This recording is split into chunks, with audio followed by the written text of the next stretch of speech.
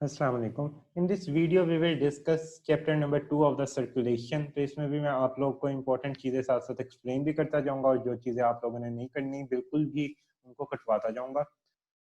अच्छा जी, सबसे पहले आ जाते हैं वेस्कुलर डिस्टेंसिबिलिटी पे। सो हमारे पास हमें पता है कि डिस्टेंस हमारी जो वेसल्स है वो डिस्टेंसेबल है, वो इंक्रीज कर सकती है साइज में। तो सबसे ज्यादा डिस्टेंसेबल वेसल कौन सी होती है? हमारी जो वेन्स है, दे आर मोस्ट डिस्टेंसेबल वेसल्स। तो अगर ये ज्यादा डिस्टेंसेबल है तो इसका मतलब है कि इसके अंदर जो ब्लड है वो ज्यादा आ सकता है, वो ज्यादा एक्यूमुलेट कर सकता है। तो that's why our veins are good reservoir of blood. तो इनकी ब्लड स्टोरिंग कैपेसिटी ज्यादा होती है, ये ब्लड को स्टोर कर सकती है। तो ये आप लोगों को पता होना चाहिए। What is vascular distensibility actually is? आप लोग को इसका फॉर्मूला आना चाहिए। It is different from vascular compliance. तो आप लोग फॉर्मूले से अंदाजा लगा सकते हैं कि क्या डिफरेंस है। तो इसमें हमारे पास आप देख सकते हैं न्यूमरेटर में इंक्रीज इन वॉल्यूम और ओरिजिनल वॉल्यूम। अगर हम increase in volume divided by original volume करें तो इसको हम कहेंगे फ्रैक्शन इंक्रीज इन वॉल्यूम, क्योंकि हम सेम क्वांटिटीज को जब डिवाइड कर रहे हैं तो हम फ्रैक्शन अब बात करेंगे, ये रेशियो होगी। तो fraction of the increase in volume for each millimeter rise in mercury, कि हमारे पास for example 1 millimeter of mercury का प्रेशर राइज होता है। ओरिजिनल वॉल्यूम हमारे पास था 10 mm, और हमारे पास 1 मिलीमीटर राइज की वजह से वॉल्यूम कितना इंक्रीज हो रहा है? For example 1 mm, millimetre of H कितना इंक्रीज हो रहा है? 1 मिलीमीटर। तो हमारे पास अगर हम टोटल देखें तो हमारे पास डिस्टेंसिबिलिटी कितनी हुई? 0.1। तो 0.1 की वेस्कुलर डिस्टेंसिबिलिटी थी, यानी 10% पर मिलीमीटर ऑफ एच जी डिस्टेंसेबल हो रही है। तो ये डिफरेंस है, थोड़ा सा वेस्कुलर कंप्लायंस है। तो वो आगे हम देखते हैं। तो वो डिस्टेंसिबिलिटी में दो तीन इंपॉर्टेंट बातें जो पता होनी चाहिए, वो पता होनी चाहिए कि वेन्स हमारी ज्यादा डिस्टेंसेबल है, और हमारी जो वेन्स है वो 8 टाइम डिस्टेंसेबल है as compared to that of arteries. फिर हमारे पास ना दो चीजें इंपॉर्टेंट आ जाती है। हमारी जो पल्मोनरी सर्कुलेशन है, जो पल्मोनरी सर्कुलेशन की पल्मोनरी वेन्स है, और जो हमारी सिस्टेमिक सर्कुलेशन की सिस्टेमिक वेन्स है, इनकी जो डिस्टेंसिबिलिटी है वो हमारे पास ऑलमोस्ट सेम है। इसमें कोई फर्क नहीं है, ऑलमोस्ट सिमिलर होती है। बट अगर हम पल्मोनरी आर्टरी देखें और सिस्टेमिक आर्टरीज को अगर कंपेयर करें तो हमारे पास डिस्टेंसिबिलिटी डिफरेंट होती है। उसकी रीजन क्या है? जो हमारा पल्मोनरी आर्टरी सिस्टम है, this is a low pressure system. हमारा जो पल्मोनरी आर्टरी का प्रेशर होता है वो 1/6 होता है as compared to that of systemic artery, because हमारी सिस्टेमिक आर्टरी में ज्यादा रेजिस्टेंस ऑफर हो रही होती है, वहां पे ज्यादा प्रेशर रिक्वायर होता है ब्लड सर्कुलेट करवाने के लिए। और जो पल्मोनरी सिस्टम होता है वहां पे कम प्रेशर रिक्वायर होता है ब्लड सर्कुलेट करवाने के लिए। तो आपको पता है कि प्रेशर है डिनोमिनेटर में। तो लो प्रेशर सिस्टम कौन सा है? Pulmonary system. यानी pulmonary arteries are more distensible as compared to that of कौन सी आर्टरीज? Systemic arteries. और कितने आर्टरीज कितने टाइम ज्यादा डिस्टेंसेबल है? 6 times pulmonary arteries are distensible as compared to that of systemic artery. So this is all about the distensibility concept. Next we come towards the vascular compliance. So what vascular compliance actually is? ये हमारे पास है increase in volume पर increase in pressure. आप लोग देख सकते हैं कि हमारे पास कंप्लाइंस का जो फॉर्मूला है और कैपेसिटेंस, ये इससे डिफरेंट है। अगर हम एक और कंप्लाइंस का फॉर्मूला बनाएं तो अगर हम इसी फॉर्मूले को देख के बनाएं तो वो बनता है वेस्कुलर कंप्लाइंस। जो ये हमारे पास है वेस्कुलर डिस्टेंसिबिलिटी, वो फॉर्मूला बनता है vascular distensibility multiply by original volume. अगर हम ये फॉर्मूला बनाते हैं तो ये भी कंप्लायंस का फॉर्मूला बनता है। तो आपको पता है वेस्कुलर डिस्टेंसिबिलिटी जो वेन्स की है वो आर्टरीज के कंपेयर में कितने टाइम ज्यादा होती है? तो अगर हम देखें ना, अगर हम आर्टरीज को कंपेयर करें वेन से तो वेस्कुलर डिस्टेंसिबिलिटी आर्टरीज की कितने टाइम ज्यादा होती है? 8 टाइम्स। और ओरिजिनल वॉल्यूम आर्टरीज और वेन्स का अगर कंपेयर करें तो वेन्स में कितने टाइम ज्यादा होता है? 3 टाइम्स। तो यहाँ पे यही बात लिखी हुई है आखिरी पैराग्राफ में कि जो कंप्लायंस होगी वो क्या होगी? वेस्कुलर डिस्टेंसिबिलिटी को अगर हम ओरिजिनल वॉल्यूम से मल्टीप्लाई कर दें, अगर हम इस फॉर्मूला का रीअरेंज करते हैं तो 8 टाइम्स वेस्कुलर डिस्टेंसिबिलिटी ज्यादा होती है वेन्स की। तो 8 को मल्टीप्लाई बाय 3 ओरिजिनल वॉल्यूम से हम करेंगे, क्योंकि वेन्स में आपको पहले ही बताया गया कि वॉल्यूम ज्यादा अक्यूमुलेट हो सकता है। That's why vascular compliance will be higher. तो आप लोग देख सकते हैं वेन्स की कंप्लायंस 24 टाइम्स हायर है। This is an MCQ point, तो you have to know about this. तो ये एमसीक्यू पॉइंट है और ये ऊपर वाला क्वेश्चन है एज अ एससीक्यू। अब बाकी आप लोगों ने ये कैंसिल कर देना है, ये आप लोगों को पढ़ने की बिल्कुल जरूरत नहीं है, ये नेक्स्ट पेज भी बिल्कुल पढ़ने की यहाँ तक जरूरत नहीं है। अब ये थोड़ा सा एक इंपॉर्टेंट पैराग्राफ है, ये आप लोगों को पता होना चाहिए। डिलेड कंप्लायंस, डिलेड कंप्लायंस क्या है? स्ट्रेस रिलैक्सेशन ऑफ वेसल, ये बहुत एक इंपॉर्टेंट कैरेक्टरिस्टिक है। आप reverse stress relaxation circulatory shock के चैप्टर में 24 में पढ़ेंगे, वहां पे मैंने एक्सप्लेन किया हुआ है।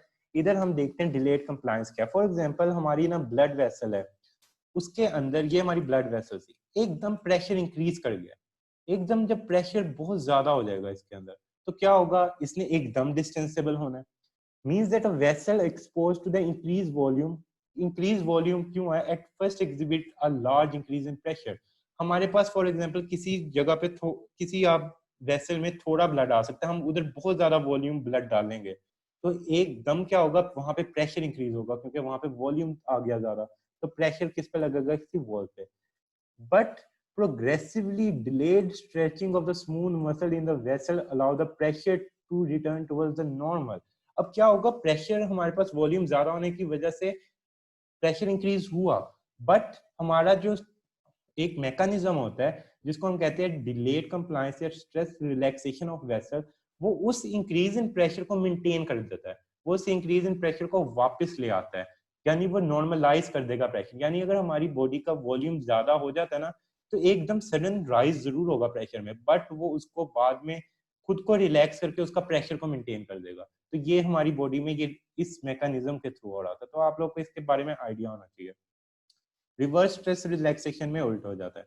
तो ये बस, बाकी आगे बढ़ने की जरूरत नहीं, ये हल्का सा कॉन्सेप्ट था जो मैंने सोचा आपको पता होना चाहिए। नेक्स्ट आ जाता है, आप लोगों को पता होना चाहिए कि जो हमारा सिस्टोलिक प्रेशर होता है वो कितना है? 120 मिलीमीटर ऑफ एच जी, और डायस्टोलिक प्रेशर होता है 80 millimetre of H G.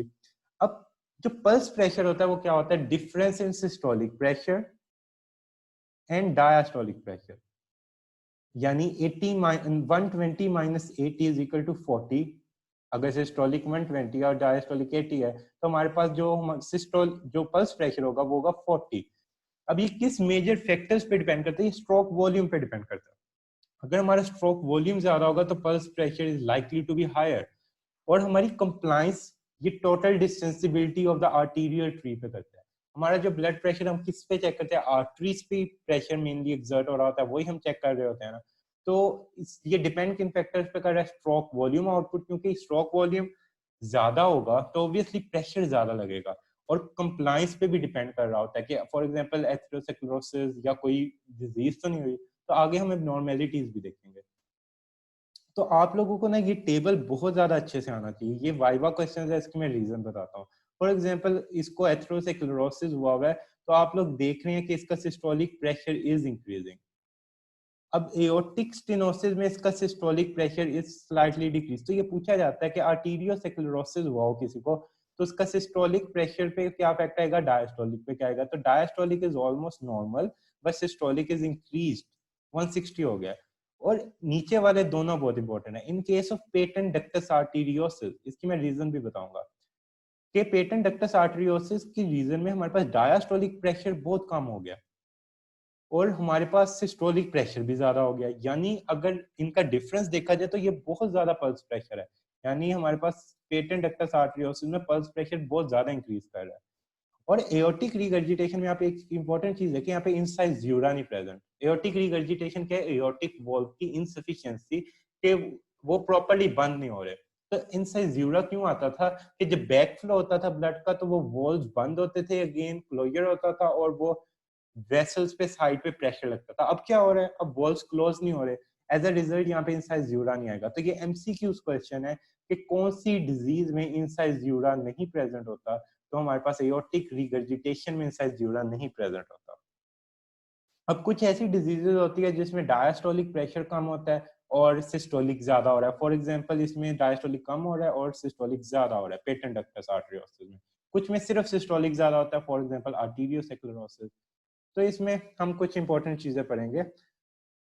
The less the compliance of the arterial tree, the greater the rise in the pressure for given stroke volume। अब जो चीज जितनी कंप्लाइंट कम होती है वहां पे हमारे पास स्ट्रोक वॉल्यूम ज्यादा होगा ना, तो प्रेशर उतना ज्यादा इंक्रीज होगा। फॉर एग्जांपल हमारे पास जब आर्टीरियोस्क्लेरोसिस होता है तो बेसिकली क्या हो रहा होता है, हमारी जो होती है कंप्लायंस कम होती है, relatively non compliant, compliance decrease होगी। जब हमारे पास कंप्लायंस डिक्रीज होगी तो हमारे पास पल्स प्रेशर इंक्रीज होगा, हमारे पास सिस्टोलिक प्रेशर इंक्रीज होता है। स्ट्रोक वॉल्यूम और कंप्लायंस दोनों पे डिपेंड कर रहा होता है कि सिस्टोलिक प्रेशर पे क्या इफेक्ट आना है।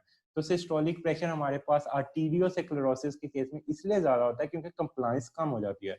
तो आपको समझ आ गया होगा रिलेशन कि अगर हमारे पास कंप्लायंस कम हो रही है तो हमारे पास जो सिस्टोलिक प्रेशर है वो ज्यादा हो रहा है। अब ये पल्स प्रेशर का बहुत इंपॉर्टेंट फॉर्मूला है, अब ये आप लोगों ने याद रखना है। देखें, कंप्लायंस डिनोमिनेटर में है, it means compliance will decrease, pulse pressure will increase. Stroke volume का डायरेक्ट रिलेशन है, it means stroke volume will increase, as a result pulse pressure will increase. You have to know about this formula, this is very important. ये आप लोग के सामने है, आप लोग ये याद रखें। ये याद रखेंगे, आपको हमेशा कभी नहीं बोलेगा पल्स प्रेशर का क्या रिलेशन होता है।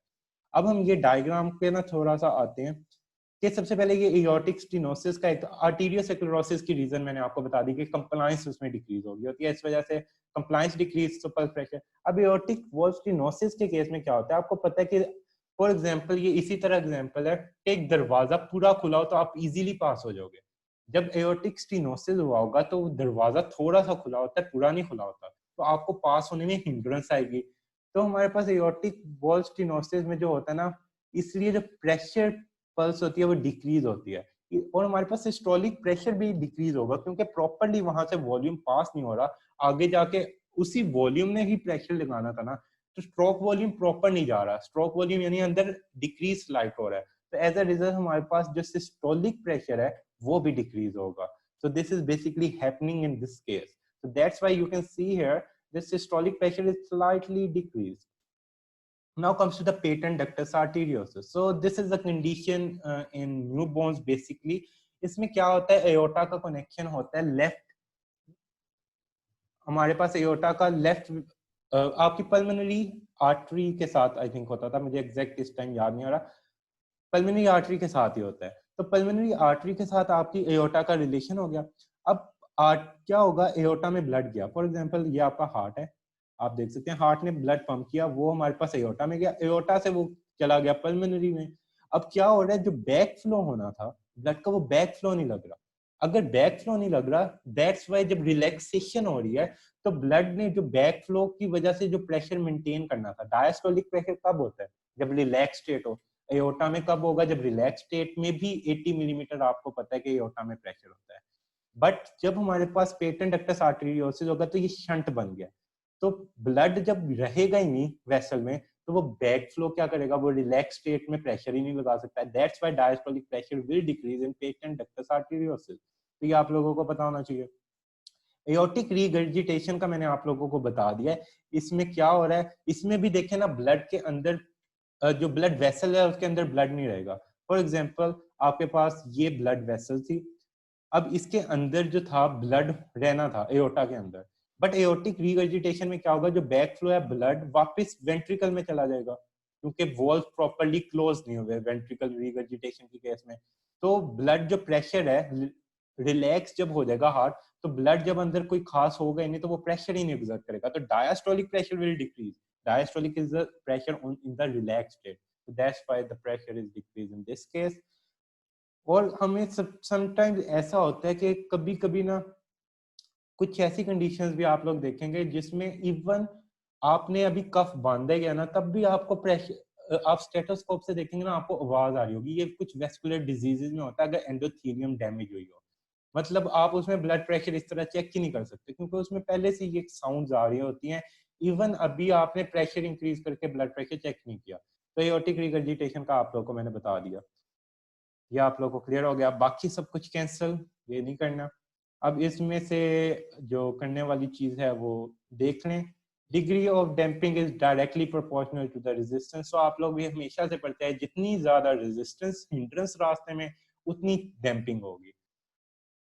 नेक्स्ट आ जाता है clinical methods for measuring systolic and diastolic pressure. This is basically they are asking about blood pressure, तो हम ब्लड प्रेशर के बारे में, अब आपको पता है स्कल्टेटरी मेथड, आपको दो मेथड्स आप लोग पढ़ेंगे, प्रैक्टिकल में पढ़ेंगे, वो पाल्पेटरी मेथड है, वो डिफरेंट मेथड है, वो प्रैक्टिकल में मैं बताऊंगा। बट ऑस्कल्टेटरी मेथड जो आप लोग देखते हैं, जो डॉक्टर्स सारे आप लोग ने भी इवन प्रैक्टिकल में चेक किया होगा, इसमें क्या होता है, जो स्टेथोस्कोप होती है वो एंटीरियर क्यूबिटल फोसा जो आपकी आर्म होती है उस पे रख के चेक किया जाता है। और हमारे पास ना एक और ब्लड प्रेशर चेक करने की याद रखनी है बात, इस हमारी जो वेसल्स होती है ना, जो हमारा पोजीशनिंग होती है, वो हार्ट के लेवल पे ट्राई करना होता है। जो बाजू है ना वो हार्ट के लेवल पे हो, तो उस पे ना प्रेशर एग्जैक्ट आता है, क्योंकि जब हमारा जो ब्लड है ना वो दूर जाता है, पेरिफ्री में जाता रहता है, तो अगर हार्ट के लेवल से डिफरेंस हो तो उधर पल्स प्रेशर ज्यादा, उधर ब्लड प्रेशर ज्यादा होता है। फॉर एग्जांपल आप खड़े होकर अपनी टांग का ब्लड प्रेशर चेक करेंगे, वो ज्यादा निकलेगा। तो ये हार्ट के लेवल पे हम करके चेक करते हैं। तो हार्ट के लेवल पे करके चेक करना होता है बाजू का, इसलिए कहते हैं थोड़ी सी बाजू ऊपर करें हार्ट के लेवल पे ताकि हो एंटीरियर क्यूबिटल फोसा पे। अब इसको चेक करने का आप लोगों को मेथड पता है, बट मैं आपको फिर भी ब्रीफ थोड़ा सा कर देता हूँ। इसमें आप लोगों ने देखिए, आपने एक कफ जो है ये बांधना है, एंटीरियर क्यूबिटल फोसा ये था, इससे थोड़ा सा ऊपर 2 से 3 सेंटीमीटर ऊपर बांधना है ताकि ये प्रॉपर्ली एक्सपोज हो। फिर इसके बाद आपने प्रेशर इंक्रीज करना है बाय दिस पंप। अब इसको प्रेशर इंक्रीज करेंगे, आप ना तब तक प्रेशर इंक्रीज करेंगे कि आवाज कोई भी आना बंद हो जाए, कोई भी आवाज ना आ रही हो। अब जब कोई भी आवाज नहीं आ रही, इसका क्या मतलब है कि जो ये कफ का प्रेशर है वो इतना ज्यादा हो गया कि इसने जो नीचे आर्टरी थी उसको कंप्रेस कर दिया है। अब आपके हाथ में ब्लड नहीं जा रहा, इसलिए अगर ज्यादा देर इस तरह ज्यादा प्रेशर में रखेंगे, आप देखेंगे हाथ ब्लू होना शुरू हो जाएगा और दर्द होनी शुरू हो जाएगी, क्योंकि वहां का ब्लड फ्लो रुक चुका है। तो यहाँ पे क्या होगा, हमने ज्यादा कर दिया। अब आहिस्ता आहिस्ता हम प्रेशर डिक्रीज करेंगे। जब हमें पहली साउंड आएगी वो होती है कोराकोफ साउंड, जो हम यहाँ पे पढ़ेंगे। वो जब साउंड आएगी इसका मतलब है ये किस वजह से आ रही है, ये टर्बुलेंस की वजह से आ रही है। अब प्रेशर डिक्रीज हो गया है, अब यहाँ से ब्लड पास कर रहा है, लेकिन अभी तक ये वेसल प्रॉपरली नहीं खुली। फॉर एग्जांपल पहले ब्लड वेसल का इतना साइज था, अभी हमने जब बंद की तो वो बिल्कुल बंद होगी। अब जब आवाज आनी शुरू हुई ना, इसका मतलब है ये थोड़ी सी खुल गई है। अब हम Aahista Aahista pressure increase decrease करेंगे, और एक वो प्रेशर आएगा जब बिल्कुल साउंड आना बंद हो जाएगी। जब बिल्कुल साउंड आना बंद हो जाती है वो होते हैं डायस्टोलिक प्रेशर, और जब साउंड आना स्टार्ट हुई होती है वो होता है सिस्टोलिक प्रेशर। तो ये होता है, ये टैपिंग साउंड होती है। ये आप लोगों ने एक बार रीड कर लेना है, ये बस यही सब कुछ लिखा होगा इसमें और आप लोगों को पता है।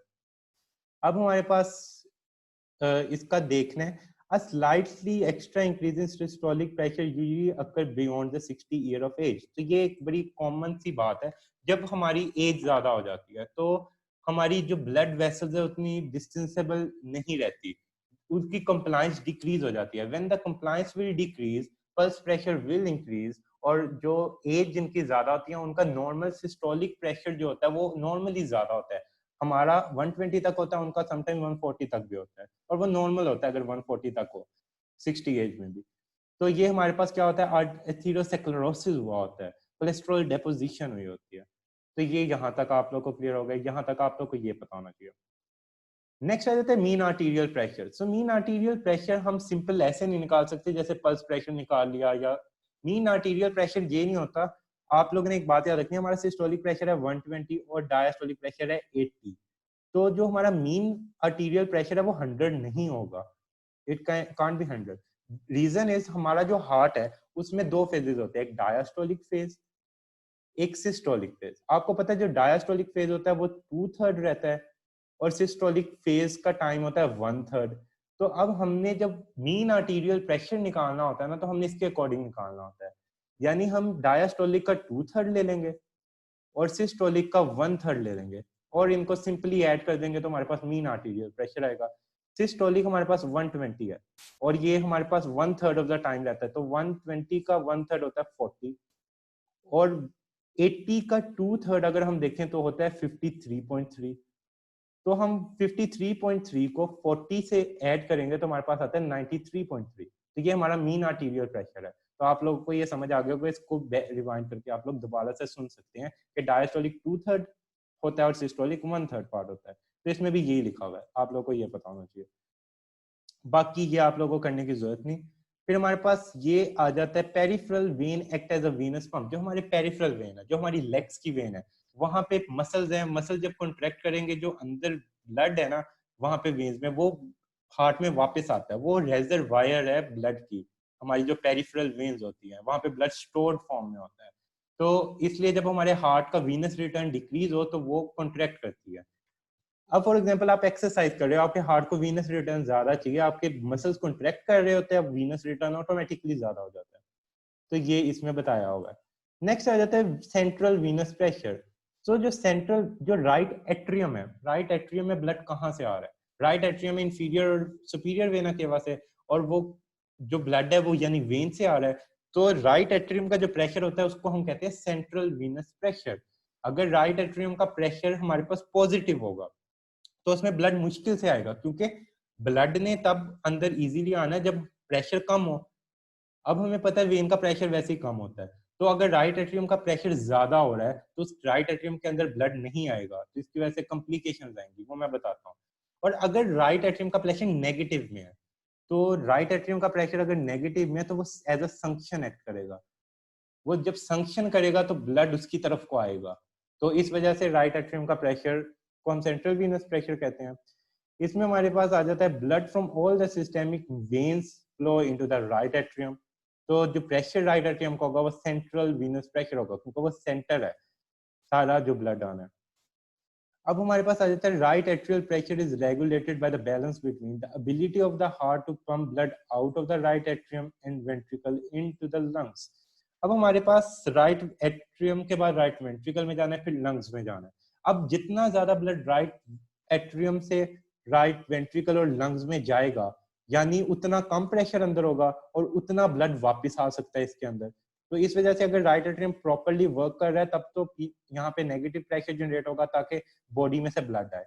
But in case right atrium का प्रेशर ज्यादा हो जाता है, right atrium pressure will increase, तो हमारे पास जो पीछे से ब्लड आना था वो यहाँ पे नहीं आ रहा होगा और ब्लड एक्यूमुलेट हो जाएगा वेन्स में। और जब ब्लड वेन्स में एक्यूमुलेट होगा तो आपको पता है जब हाइड्रोस्टैटिक प्रेशर होगा तो blood move out of the veins, और जब blood move out of the veins as a result हमारे पास क्या होगा? एडिमा। इसलिए राइट साइडेड हार्ट फेलियर के केस में हमारे पास पेरिफेरल एडिमा होता है कि बॉडी का जो ब्लड वेन्स में एक्यूमुलेट हो रहा होता है और वहां पे एडिमा करवाएगा। अब हमारे पास आप लोग देख सकते हैं अगर राइट हार्ट की वीकनेस हो जाए तो हमारे पास ये कंडीशन होगी और हमारे पास पेरिफेरल वेन्स का प्रेशर इंक्रीज होगा और एडिमा हो जाएगा। अब हमारे पास ये डिफरेंट कंडीशंस लिखी है, अब ये आप लोग रीड करेंगे आप लोग को समझ आ जाएगी, ये सारी वही बातें बताई होंगी।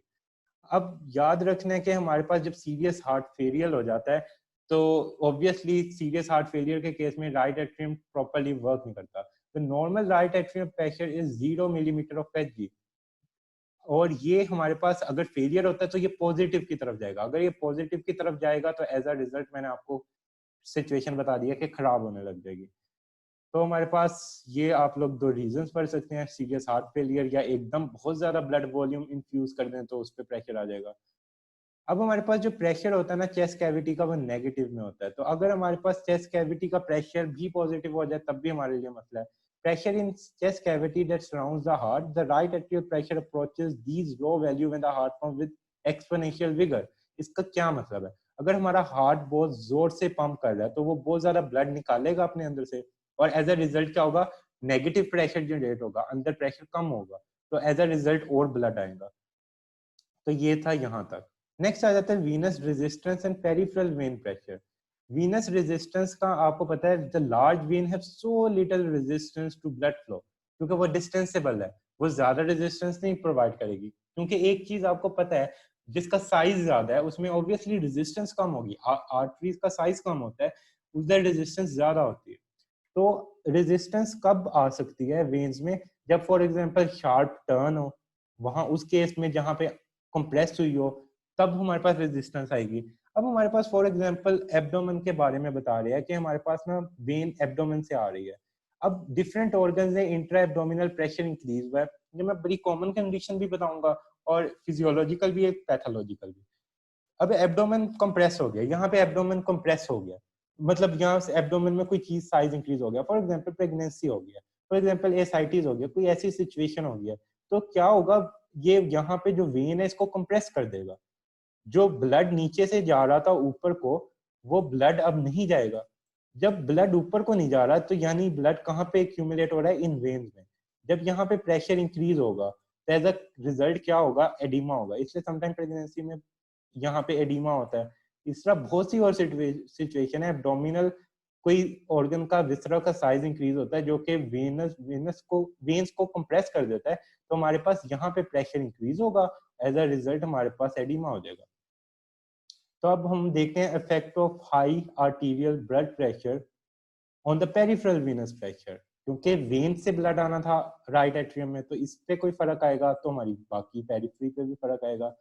तो 0 मिलीमीटर था normal. The backup of blood in large when and even collapse veins open when the arterial pressure. अब आर्टीरियल प्रेशर हमारे पास फॉर एग्जांपल आप देख सकते हैं यहाँ तक 6 मिलीमीटर ऑफ एचजी है, मतलब वेन्स में प्रेशर। अब हमारे पास आर्टीरियल प्रेशर अगर ज्यादा हो रहा है ना, तो 16 तक 4 to 6 तक होगा तो हो जाता है, चल जाता है।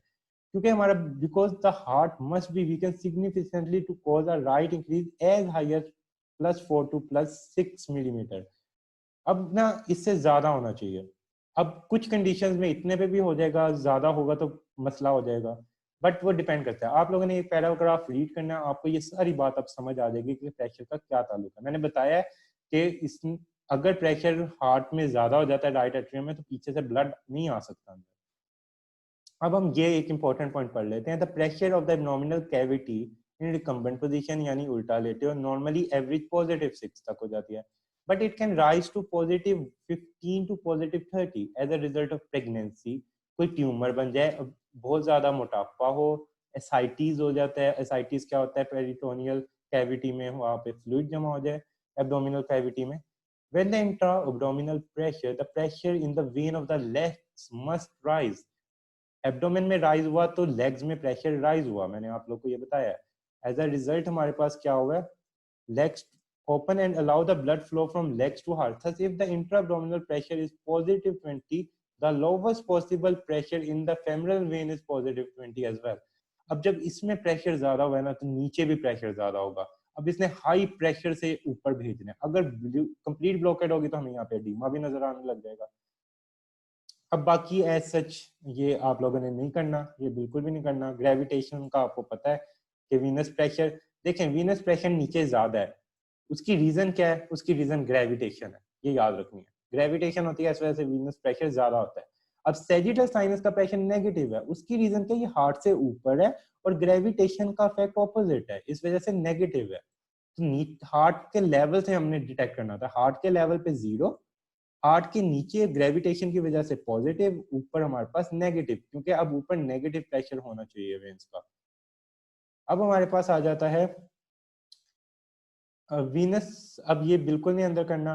फॉर एग्जांपल ये आप एक रीड करें। For instance a standing person who has mean arterial pressure 100 at the level of heart has an arterial pressure 190 at the feet. यानी अगर कोई पर्सन खड़ा है, आप खड़े हो जाते हो, आपके हार्ट के लेवल पे ऑलमोस्ट आर्टीरियल प्रेशर 100 के राउंड अबाउट होगा, बट जो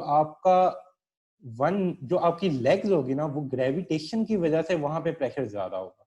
तो ये आपको बस पॉइंट बताना चाहिए। Next is about the varicose vein. Varicose vein का आपको आइडिया होगा, एनाटॉमी में पढ़ा होगा। आपकी जो लेग्स होती है ना, आपकी जो वेन्स होती है, आपको पता है वेन्स के अंदर वॉल्स होते हैं। वॉल्स का मकसद ये होता है कि आपके हार्ट में ब्लड लेके जाया जा सके। तो वेरिकोज वेन के केस में क्या होता है, जो ब्लड होता है, जो वॉल्स होते हैं वो इनकम्पिटेंट हो जाते हैं, वो वॉल्स प्रॉपरली क्लोज नहीं हो पा रहे होते। तो उन वॉल्स की वजह से ब्लड हार्ट में जाना था, हार्ट ग्रेविटेशन ब्लड को अपनी तरफ खींचेगी, वॉल्स क्लोज नहीं हुए, ब्लड अपनी तरफ खींचेगी तो लेग्स स्वेल कर जाती है, खड़े होंगे तो लेग स्वेल कर देगी। तो इसमें ऑलमोस्ट सब कुछ यही बताया हुआ है। तो इसमें वॉल देखे, therefore the leaflet of the wall no longer close completely when the lack of complete closure occur the pressure in the veins of the leg will increase. क्योंकि वॉल्स क्लोज नहीं हो रहे, वहां पे प्रेशर इंक्रीज हो गया leg में, और इस वजह से वहां पे प्रोट्रूजन हो जाती है स्किन की। तो ये वेरिकोज वेन के बारे में था। तो अब ज्यादा देर तक एडीमा रहेगा ना, और वहां पे देखें जब ज्यादा देर एडीमा रहेगा, वहां पे न्यूट्रिशन नहीं प्रॉपर पहुंचेगा, तो एज अ रिजल्ट हमारे पास क्या होगा, गैंग्रीन, वहां पे प्रॉपर ब्लड सप्लाई नहीं हो रही, वहां पे देखें वहां पे प्रेशर इंक्रीज हो गया, वहां पे स्किन वगैरह, किसी को डिफ्यूजन में मसला हो गया, वहां पे उनको फूड नहीं मिल रहा, जब फूड नहीं मिलेगा तो वो डेथ होगी, वहां पे अल्सरेशंस हो जाती हैं।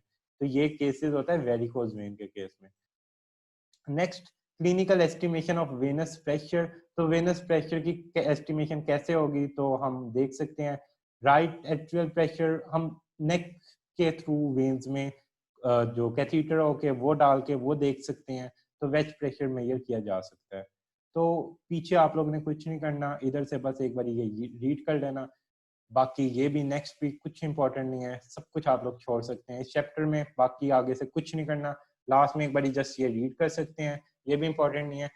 This is all about the chapter 15। ये हर इंपॉर्टेंट चीज आप लोग को समझा दी गई है जो इसमें इंपॉर्टेंट थी, बाकी आप इसको पढ़ के इनको टिक करें, बाकी फिर दोस्त से रीड करें, आपका परफेक्टली कवर हो जाएगा। 14, 15, 16 तीन ऐसे चैप्टर मैं अगेन रिपीट कर रहा हूँ जिसमें बहुत सी ऐसी चीजें हैं जो कि आप लोगों ने नहीं करनी होती, बट आगे जब आप चैप्टर देखेंगे आप देखेंगे काफी कुछ करना होता है, तो आप लोग ये सब फॉलो करें, इंशाल्लाह you will get maximum marks. Thank you very much.